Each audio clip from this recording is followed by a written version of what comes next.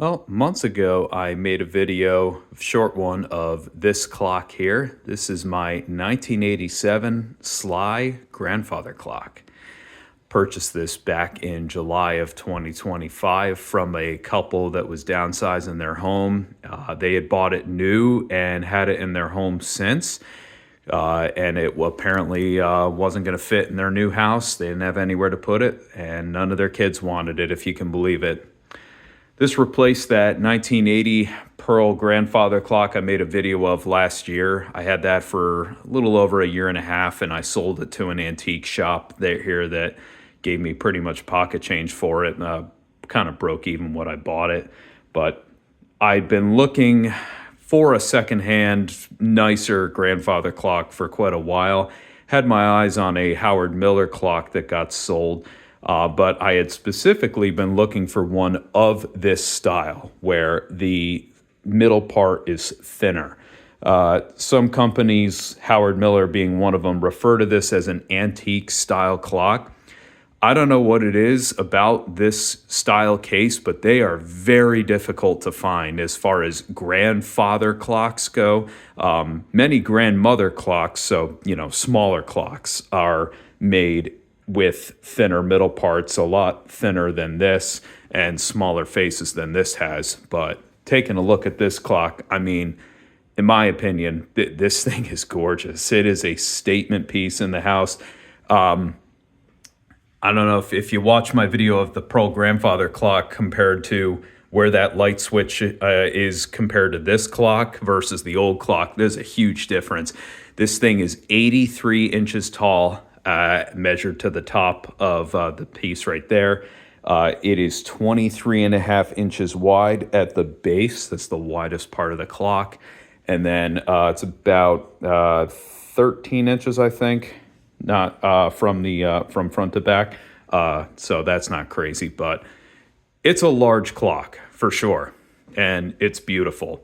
One other thing I had been looking for was a clock with Roman numerals. Something else that seems very difficult to find in grandfather clocks. There's so many of them that have numbers, not Roman numerals. Again, something you find a lot on smaller grandmother clocks that are less desirable and really don't go for any money these days. But this is beautiful. So let me open it up and show it to you.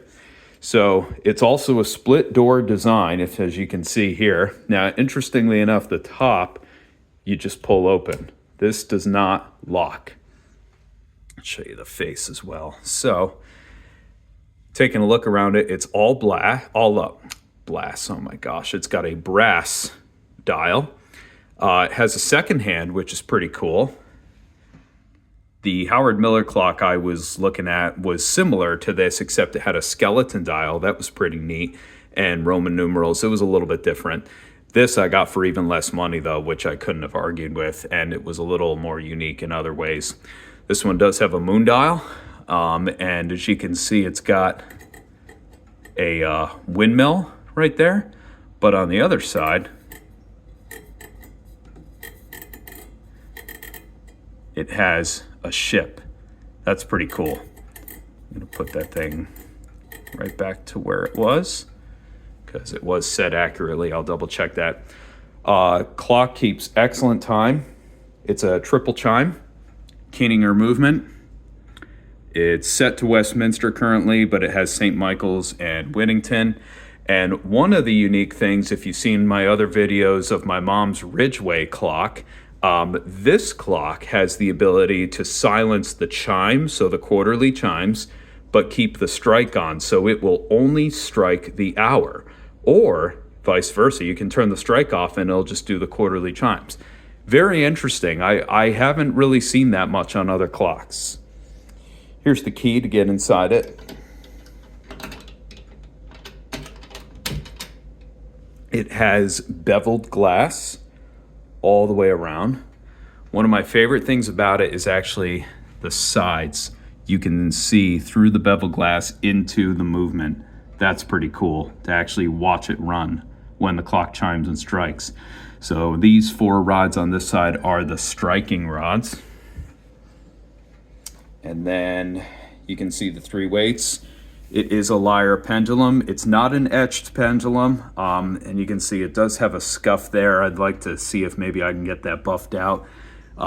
This weight also has a little bit of a ding in it, but 1987, it's going on 40 years old, and it's been used and very well cared for. They actually have receipts from when they've had this clock serviced.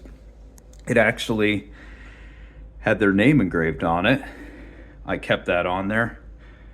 Let's see, place it's been repaired. I got it in New Jersey, and there's the model number there.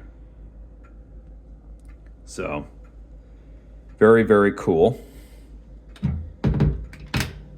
So again, that part locks, and this part here, just, it's got a little pin that pushes in right there. So the door actually does stay closed. And then it's a cable movement, as you saw. That was one of the things I was also looking for, was if I was gonna upgrade to get a cable movement. And I'll show you this side here. Those are the striking hammers. There's 8 of them total, because this does have Whittington and St. Michael's, which have 8 rods they play on, as opposed to the 4 that the Westminster plays on.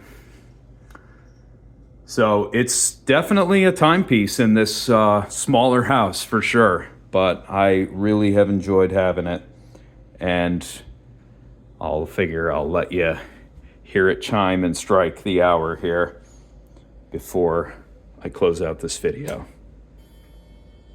Then of course I'll stop it. The clock does keep very, very good time, by the way.